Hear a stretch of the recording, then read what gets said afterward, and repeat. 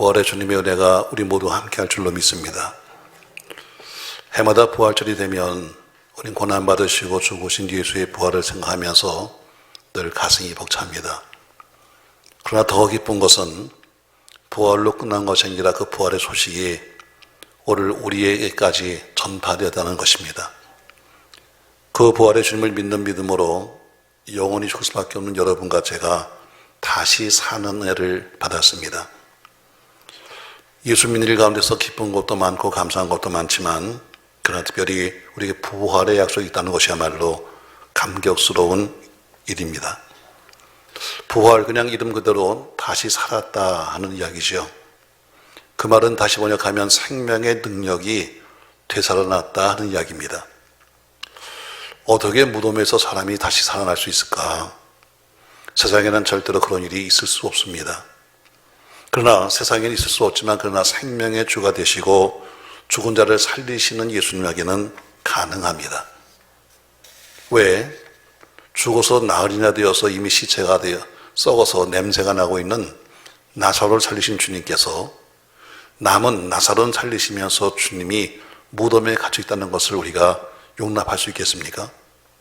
다시 말해 남도 살리신 그분께서 자신은 지금 누워있다는 것은 말도 안 되죠. 마지막 날에 성도들을 다시 살리신 주님께서 죽은 채로 그냥 계시겠습니까? 생명이란 것은 참 대단한 겁니다.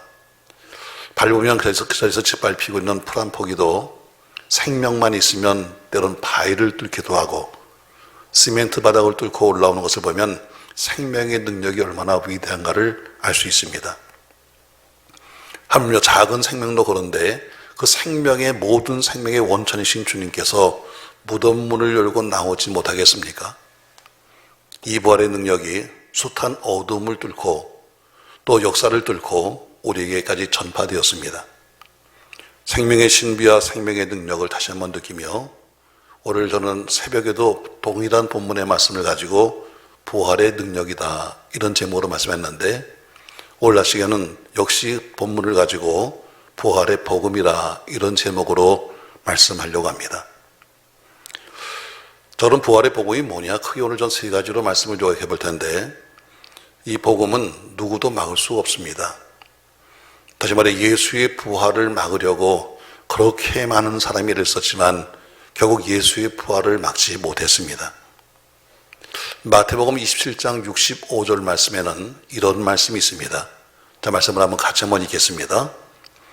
빌라도가 이르되 너희에게 경비병이 있으니 가서 힘대로 굳게 지키라 하거늘 그들이 경비병과 함께 가서 돌을 인봉하고 무덤을 굳게 지키라. 아멘. 이 말의 앞부분은 무슨 얘기냐면 예수가 십자가에서 죽으셨습니다. 그리고 무덤에 가서 집어넣었어요. 근데 걱정이 있었습니다. 왜? 그들이 원하는 대로 예수는 십자가에 못 박았고 그리고 시체를 만들어서 무덤에 집어넣었는데 옛날부터 예수님이 하셨던 이야기가 있었습니다. 내가 죽은 지 사흘 만에 다시 살아나겠다. 그러나 믿지 않는 그들이었지만 그러나 걱정이 되는 겁니다. 왜? 지금까지 예수님이 하셨던 말씀이 다 된 것을 보면서 정말 예수 살아나는 거 아니야? 그래서 그들이 빌라도를 찾아갑니다. 대제사장들과 서기관과 그리고 바리새인들이 찾아가서 빌라도에게 말합니다. 빌라도요, 예수는 이미 십자가에 죽어서 저 무덤 속에 있는데 그가 평상시에 말하기를 죽은 지 사흘 만에 살아난다고 했습니다. 그런데 그게 가능한 얘기입니까? 그러나 혹시 우리가 염려가 되니까 우리가 거기다 군사들을 보내가지고 그 시체를 지킵시다 이렇게 얘기했더니 오늘 본문처럼 빌라도가 뭐라고 그래요? 너희도 군대가 있잖아. 너희도 경비병이 있지 않니? 그러니까 굳이 나한테 말하지 말고 너희가 가서 지켜봐라. 그랬더니 그들이 경비병과 함께 가서 돌을 인봉하고 무덤을 굳게 지켰다. 오늘 이렇게 되어 있습니다. 예수님을 십자가에 못 박았습니다. 주님은 몸에 있는 모든 피와 물을 다 쏟아주셨습니다. 그리고 죽은 것이 확인되어서 십자가에서 내려서 장사 치렀습니다. 사람들은 돌을 굴려서 무덤문을 막았고 다시 인봉을 했습니다. 그리고 군인들이 그 인봉한 문 밖에서 모두가 지키고 있었습니다. 자, 무장한 군들이 사흘 동안 밖에서 보초를 쓰는 동안에 무덤 안에서 사건이 벌어졌습니다. 밖에는 인봉한 그 무덤 밖에서 군인들이 전부 다 칼을 들고선 지키고 서 있는데 무덤 속에서 벌어진 일입니다. 무덤 안에는 사망 권세에 이기시고 살아나는 주님의 능력이 나타났습니다. 세상적으로 상상할 수 없는, 제자들도 감히 짐작도 못했던 그런 일들이 무덤 안에서 일어나고 있었습니다. 바로 그것은 부활의 사건이었습니다. 여러분, 무덤을 막고 있는 돌문을 아십니까? 요한복음 11장에 보면 나사로의 부활의 이야기가 나오고 있습니다. 이미 죽은 지 나흘 되어서 시체가 냄새가 나는 그런 나사로, 예수님이 가셨는데 마르다가 와서 말합니다. 예수님 진작 좀 오시죠. 진작 오시면 우리 나사로가 안 죽었을 텐데요. 그때 예수님께서 하신 말씀이, 마르다야, 저 무덤문을 막고 있는 저 돌을 치워라, 이렇게 말씀합니다. 다시 말해, 나사로를 살리실 때도 무덤의 문을 막고 있는 돌을 네가 옮겨놓으라고 말씀했습니다. 그래서 그 돌을 옮겨놨더니 예수님 말씀하시기를 나사로야 나오라 했는데 죽은 시체가 일어나서 나왔습니다. 이것을 많은 사람들이 봤습니다. 그리고 하나님께 영광을 돌리며 야, 저 예수가 진짜 하나님의 아들이구나, 이렇게 말했습니다. 그때는 극적인 장면을 통해서 하나님의 영광을 드러내기 위해서 보이셨습니다. 그런데 지금은 스스로 자신이 스스로, 과거에는 마르다가 밀어냈지만 그러나 이제는 무덤문을 막고 있는 돌을 예수님 자신이 옮기셨습니다. 누가 무덤문을 열었습니까? 아무도 열지 않았습니다. 예수님이 열었습니다. 근데 군인들도 그것을 알았습니다. 다만 인정하기가 싫었습니다. 그래서 그들은 내가 보초를 쓰다가 졸던 틈을 따가지고 제자들이 시체를 도둑질해 갔다라고 오늘 이야기하라고 시켰고 그렇게 말했습니다. 자, 제자들이 와서 그 돌문을 열고 그 시체를 가져갔다. 그 돌을 그렇게 밀 수 있는 돌이 아니었습니다. 또 거기다 인봉을 해가지고 만약에 이 돌문을 여는 자는 엄벌에 처한다고 하는 인봉까지 해서 도장을 찍어서 붙였습니다. 여러분, 그러나 주님이 봉의를 띠시면 막을 자가 없는 겁니다. 사람이 주님의 부활을 막을 수 있습니까? 막을 수 없습니다. 여러분, 가끔 온천이나 혹은 지진 지역에 가보면은 거기서 물이 올라오잖아요.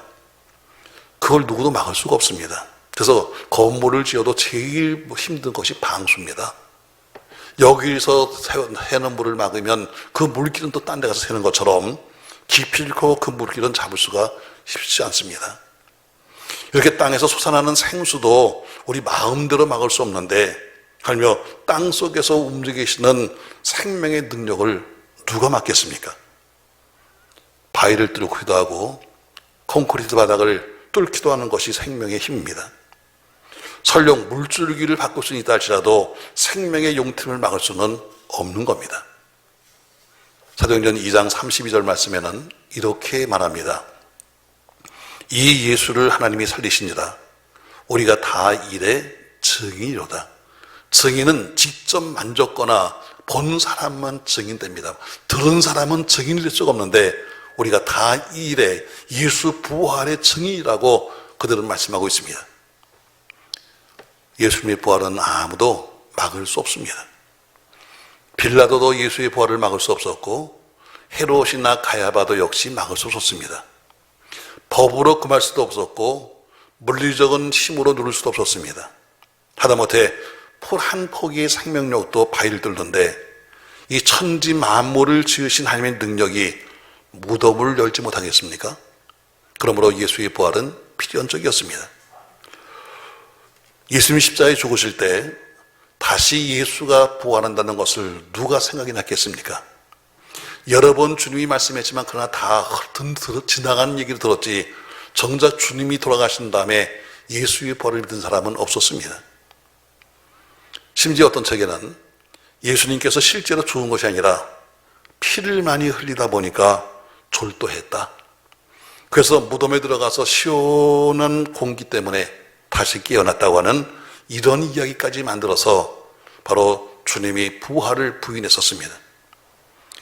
우린 주님을 만약에 이것이 사실이라면 우리가 주님을 믿을 필요도 없고 믿어서도 안 되는 거죠. 그러나 주님은 죽으셨다가 살아났습니다. 오늘 본문에도 그렇고 많은 곳에 예수의 얼굴을 본 사람, 예수의 승천하신 것을 500여 형제, 다시 말해 어린아이, 여자까지 하면 약 3,000명, 4,000명이 예수의 부활과 예수의 승천을 보았다고 말씀하고 있습니다. 사람들은 논리를 좋아하니까 자, 예수의 부활을 어떻게 믿냐? 이런 분들 있잖아요. 하나님이 정말 계시냐? 계시다. 보여줘. 근데 보여주면 믿을게. 이런 분들인 것처럼 합리적인 사람들이 많습니다. 자, 그러면 예수의 부활을 어떻게 우리가 증명할 것이냐? 먼저 예수님 자신이 증언했습니다. 예수님이 여러 군데서 말씀하기를 내가 죽으면 사흘 만에 다시 살아날 것이다. 또 예수님께서 어때요? 난 살아났다라고 예수가 증언했습니다. 두 번째는 예수님이 12명의 제자들도 예수의 부활에 회의적이었습니다. 그런데 그렇게 믿지도 않던 예수님과 더불어 3년씩이나 함께 있으면서도 믿지도 않던 그 제자들이 예수가 부활했다고 다니면서 이야기합니다. 바로 제자들에 의해서 증명됩니다. 또 세 번째는 그 예수를 십자가에 못 박았던 백부장, 그를 지키던 군사들이 이 사실을 은폐하던 일들을 통해서 우리에게 알려주고 있습니다. 네 번째, 성경은 천사들도 증명한다고 말하고 있습니다. 그러나 무엇보다 중요한 것은 다섯 번째, 예수의 부활이라고 하는 역사적인 사실입니다. 누가 증명해서가 아니라 바로 역사가 우리에게 증명해 주는 겁니다.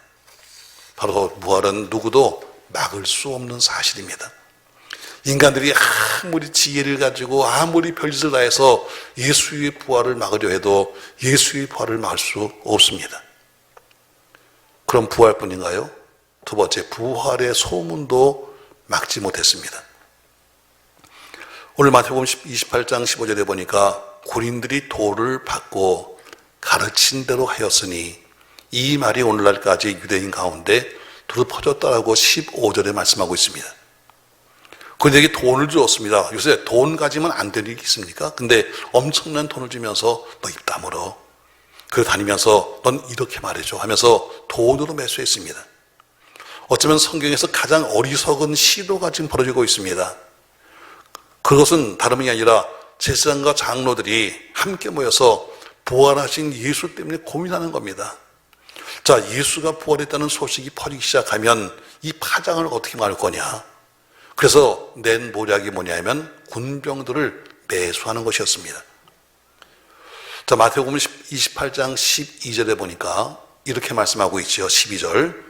그들이 장로들과 함께 모여 의논하고 군인들에게 돈을 많이 주며 이르되 너희는 말하기를 그의 제자들이 밤에 와서 우리가 잘 때 그를 도둑질하여 갔다 하라 이렇게 말합니다.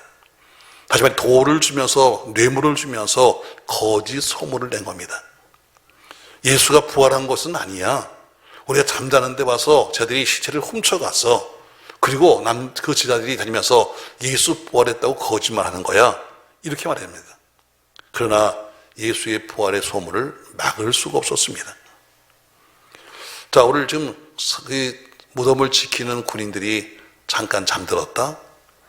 그러면 근무 태만입니다. 그러니까 오늘 지사장들이 뭐라고 그래요? 만약에 이 소식이 빌라도에게 들어가서 네가 해를 당하면 우리가 책임져 주겠다. 이런 조건을 내걸기도 합니다. 군병들은 돈을 받고 이 소문을 퍼뜨렸습니다. 감사하게도 예수는 부활한 것이 아니야. 저들이 씨를 훔쳐갔다 하는 이런 말은 돈을 받은 군병들까지도 거짓말을 했다는 것을 우리에게 알려주고 있습니다. 사랑하는 성도 여러분, 아무리 어두운 곳에서 거짓말을 꾸민다 할지라도 모함은 천하 만민 앞에 드러나게 돼 있습니다. 요새 선거를 앞두고 별의별 이야기들을 다 하고 있지만 그러나 어떤 게 사실인지 곧 역사는 알게 될 겁니다. 하나님 앞에는 드러나지 않을 것이 아무것도 없습니다. 결국 거짓 소문은 거짓 소문대로, 매스된 사실은 매스된 사실대로 밝혀졌습니다. 이것은 더욱 예수의 부활을 증거하는 계기가 되었습니다. 오늘도 많은 사람들이 예수의 부활에 대해서 이의를 제기합니다. 사람이 죽었다 살아난다고 과학적으로 증명할 수 없잖아. 맞습니다, 여러분. 그래서 과학적으로 증명할 수 없으니까 거짓말이요, 또 있을 수도 없는 일이라고 말하는 겁니다. 그렇습니다, 여러분. 믿음의 눈이 없고 제한적인 그 지식 안에서는 육신적인 눈만을 가지고는 절대로 합리적인 사람에게 부활이 있을 수가 없는 겁니다. 그러나 그들이 아무리 부활을 부인한다 할지라도 예수님은 부활하셨습니다. 거짓 소문은 사실을 은폐할 수가 없는 겁니다. 예수님은 누가 부활했다고 해서 부활하시는 분도 아니에요, 부활하지 못했다고 해서 못하시는 분도 아닙니다. 사람들의 신앙 여부에 관계없이, 또 사람들의 소문과 관계없이 예수님은 부활하셨습니다. 우리 주님의 부활 사건이 이성주의자들에게는 상당히 불안한 이야기입니다. 그래서 그들은 부인합니다. 예수님의 부활 사건이 불신자들에게는 매우 두려운 일입니다. 그래서 그들은 믿지도 않습니다. 그러나 그들의 신앙 여부와 관계없이 주님은 부활했습니다. 왜? 무덤에 갇혀 있을 수 없는 분이기 때문입니다. 사실 예수의 부활의 사건은 마리아도 믿지 못했습니다. 내가 다시 살아난다는 것은 도마도 믿지 못했습니다. 글로바나 베드로도 역시 마찬가지였습니다. 그런데 부활하신 예수를 직접 보고 나서는 그들의 모든 신앙이 바뀌었습니다. 과거엔 3년 동안 예수와 더불어 함께 먹고 마시던 직계 제자나 수십 시간은 병고치 받은 많은 사람들이 모두가 예수의 부활을 믿지 못했는데, 그런데 부활하신 주님이 오셔서 직접 손가보를 보이시며 직접 만져보라고 했을 때 그들은 모두가 그 부활을 믿게 되었습니다. 사랑하는 성도 여러분, 전 여러분이 부활하신 주님을 만날 수 있기를 주의 이름으로 축복합니다. 오늘 군사들이 거짓말을 합니다. 여러분, 거짓말, 세상이 흉흉해지고 또 교회가 교회답지 못할 때는 별의별 소문도 많고 별의별 이상한 이야기도 많이 퍼집니다. 그러나 교회가 살아나기 시작하면 모든 거짓 소문은 잠잠해집니다. 교회가 죽어서 교회 역할을 못할 때는 교회 내가 별 이야기가 많지만, 그러나 교회가 살아있게 되면 아무런 잡소리가 없는 겁니다. 교회가 살아나면 무기력도 없어지고 부정적인 것도 사라집니다. 오직 하나님의 능력만 교회 속에 나타납니다. 저는 이 부활의 달에 하나님의 은혜만 우리에게 충만하시길 주의 이름으로 축원합니다. 여러분의 마음속에 답답하고 어둡고 한 죽음의 역사가 아니라 밝고 희망찬 부활의 역사가 있기를 소망합니다. 주님은 부활의 주님입니다.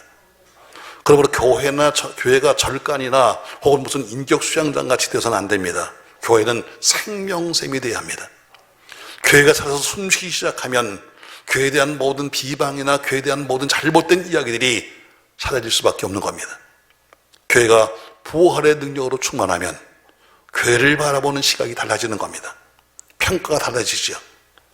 오늘 그들이 소문을 냅니다. 돈을 받고 우리가 예수의 시체를 훔쳐갔다고 속내는 것처럼 아무리 사람들이 별 이상한 소문을 내서 교회를 폄하한다 할지라도, 악의 소문을 퍼뜨린다 할지라도, 그러나 나중에는 그 사실까지도 모두가 좋은 소문으로 바뀔 것입니다.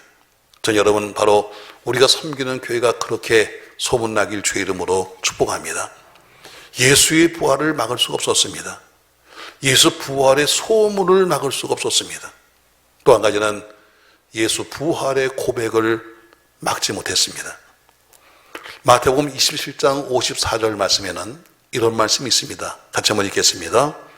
백부장과 및 함께 예수를 지키던 자들이 지진과 그 일어난 일들을 보고 심히 두려워하여 이르되 이는 진실로 하나님의 아들이었다. 아멘.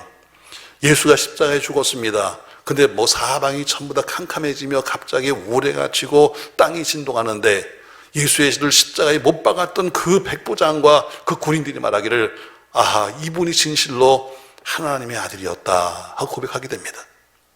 예수를 죽인 그 사람이 말하기를, 저 예수는 하나님의 아들이었다. 도마는 의심이 많았습니다. 아무리 남들이 예수를 보았다, 예수가 부활했다 하지만 도마는 믿어지지 않았습니다. 그래서 그는 말합니다. 내가 직접 그 부활했던 예수의 옆구리에 손을 넣어서 창작 내가 만져볼 거야.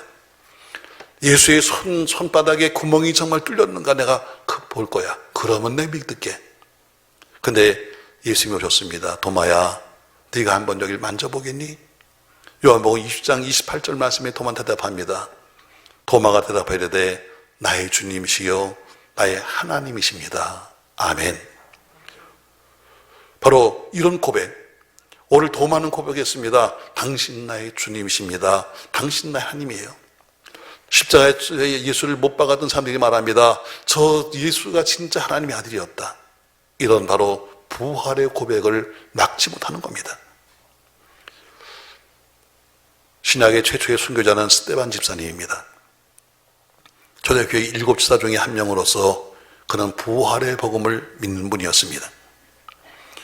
그래서 스데반 집사님은 성경에 보면 설교 딱 한 편 했습니다. 설교 딱 한 편 하고 돌에 맞아 죽었습니다. 저는 종종 말합니다. 설교 잘못하면 맞아 죽는구나. 왜? 설교 한 편 하고 돌에 맞아 죽었어요. 근데 그 설교 내용이 뭐냐? 바로 그것은 아브라함 때부터 나오기 시작합니다. 우린 아브라함의 후손이다. 근데 우린 유대인들입니다. 우리가 섬이라고 말했지만 그러나 정작 이 땅에 오신 메시아를 우리가 죽였다. 우리가 남이 죽인 것이 아니라 우리가 섬이라고 항상 말했던 우리가 죽였다. 그런데 그 예수가 부활했다 하면서 예수의 부활을 증거합니다. 그리고 결국엔 돌에 맞아 순교했습니다. 스데반 집사에게는 인생의 의미요 삶의 전부가 예수의 부활이었습니다. 그는 돌에 맞습니다. 날라오는 그 많은 돌을 맞으면서 이마는 깨지고 몸은 망가지기 시작합니다. 그런데 그는 웃습니다. 그러면서 뭐라고 말하는가? 하나님 보좌 우편에 계신 내가 주를 본다고 말합니다. 다시 말해 부활하신 그 주님을 바라봤기 때문에 날라오는 돌을 맞으면서도 순교하시면서도 그는 웃었습니다. 사랑하는 성도 여러분, 이 부활의 복음, 부활하신 예수 그리스도 한 편의 설교를 하고 나서 그는 죽었습니다. 그리고 그를 죽일 때에 그 돌로 쳐 죽일 때의 증인이 바로 사울이라고 하는 청년이었습니다. 근데 그 사울이 그 스데반 집사가 죽는 광경을 보면서 변화를 일으킵니다. 왜? 죽어가는 스데반 집사의 웃으면서 죽어가는 그 모습을 보면서 그는 그 속에서 부활하신 예수를 보게 됩니다. 사도 바울의 서신 전체를 털어보면 사도 바울 전체에 흘러가는 흐름은 하나입니다. 예수의 부활. 그래서 사도 바울의 복음을 규정할 때마다 부활의 복음이다 이렇게 말하는 겁니다. 바울은 우리에게 이렇게 말씀하고 있습니다. 고린도서 15장 19절 말씀 보면은 이렇게 말하고 있죠. 같이 한번 읽습니다. 만일 그리스도 안에서 우리가 바라는 것이 다만 이 세상의 삶뿐이면 모든 사람 가운데 우리가 더욱 불쌍한 자이라. 아멘. 만일 우리가 살아가면서 바라는 것이 이 세상의 삶, 이 땅에서 잘 되고 돈 벌고 자식 잘 되고 건강하고 오로지 이 땅의 것으로만 살아간다면 우린 진짜 불쌍한 인간들이다 이렇게 말합니다. 더 쉽게 말하면 부활이 없다면 기독교인들이 이 세상에서 가장 불쌍한 사람이요 제일 어리석은 사람이라고 말하고 있습니다. 왜? 그는 그의 복음은 부활 복음이니까. 베드로 사도를 보십시오. 여러분, 혈기도 있었습니다. 또 나름대로 덩치도 좋았습니다. 그러나 그는 굉장히 겁쟁이였습니다. 사실 죽음은 다 누구나 두려운 거죠. 그래서 자기가 늘 고백하기를 선생님, 스승님, 또 혹은 메시아 불렀던 그 예수를 3번씩이나 부인했습니다. 그것도 계집 여종 앞에서. 그런데 그 베드로가 부활의 복음을 체험합니다. 부활하신 예수를 만났습니다. 그 다음에 어떻게 변했습니까? 나중에 부활의 복음을 설교하다가 제사장들에게 붙들려 갑니다. 그러다 제사장들이 말합니다. 너 절대로 다시는 예수의 부활에 대해서 말하지 마라. 또 예수의 부활만 아니라 예수의 이름으로 무슨 말이라도 하지 마라 하면서 경고를 받습니다. 근데 베드로는 이렇게 말합니다. 내가 보고 들은 것을 말하지 않을 수가 없다. 내가 보고 들은 것을 내가 말하지 않을 수 없다. 오히려 우리가 담대히 하나님 말씀을 전하게 해달라고 그렇게 기도하더니 그는 담대하게 복음을 전했습니다. 설교하다 붙들리면 감옥으로 끌려가고 감옥에서 풀어지면 나와서 또다시 설교했습니다. 예전엔 어림도 없는 일이었습니다. 부활의 능력이, 부활의 복음이 사도 베드로를 붙잡은 겁니다. 그럼 베드로가 설교했던 내용이 뭡니까? 부활의 복음입니다. 그렇게 그를 담대하게 외쳤던 것이 뭡니까? 부활의 복음입니다. 결국 부활의 복음을 아는 사람은 주님의 복음을 전하지 않고는 견딜 수가 없는 겁니다. 사도 바울은 감옥에 갇힌 다음에도 말합니다. 비록 나는 감옥에 가둘 수가 있다 할지라도 내가 가진 이 복음만큼은 절대로 가둘 수가 없다. 내 몸뚱아리는 감옥 속에 집어넣을 수 있다 할지라도 내가 가지고 있는 이 복음, 부활의 복음만큼은 절대로 가둘 수가 없다. 왜? 그 복음이 바로 부활의 복음이기 때문입니다. 죽은 자가 다시 산다고 하는 것인데 여러분 무엇이 두렵겠어요? 죽은 자가 산다는 것을 전하는데 죽음이 두렵겠습니까 여러분?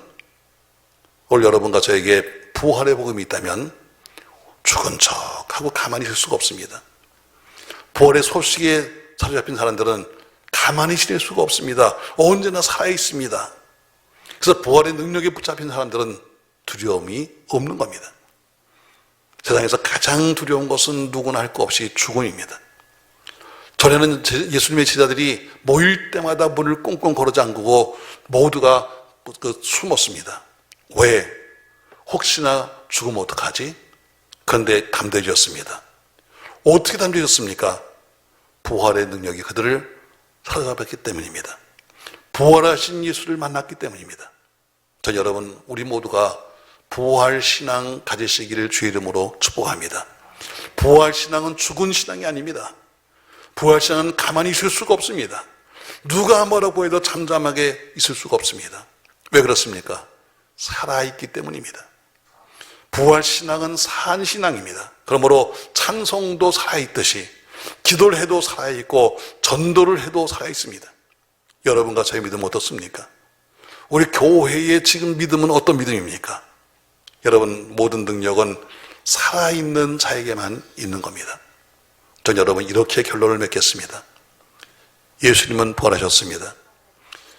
이 부활의 복음을 여러분이 믿든지 안 믿든지 이 부활의 복음은 온 세상에 전파될 것입니다. 이 부활의 복음은 누가 뭐라고 해도 산끝까지 사람을 살리기 위해서 온 땅에 퍼져나갈 것입니다. 여러분과 제가 주님의 부활을 믿고 부활 증인 되든 아니면 그 부활의 날에 부끄러움을 당하든 여러분과 저의 선택입니다. 늘 여러분 어두움의 세상에 살지 말고 하나님의 은혜에 보자 부활의 능력을 경험하고 사모하는 여러분과 제가 되시기를 예수님의 이름으로 축원합니다. 오늘 저는 부활의 복음이라는 제목으로 말씀하면서 크게 여러분에게 세 가지의 말씀을 했습니다. 첫 번째, 예수의 부활을 막으려고 했지만 막지 못했습니다. 두 번째, 예수 부활의 소문을 막으려고 했지만 막지 못했습니다. 세 번째, 예수 부활의 고백을 막으려고 했지만 그것도 막지 못했습니다. 왜? 부활은 살아있는 거니까. 여러분과 제 산 소망이시요 산 믿음이 되시는 우리 모두 예수 그리스도를 향해서 달려가는 우리 모두 되시기를 예수님의 이름으로 축원합니다.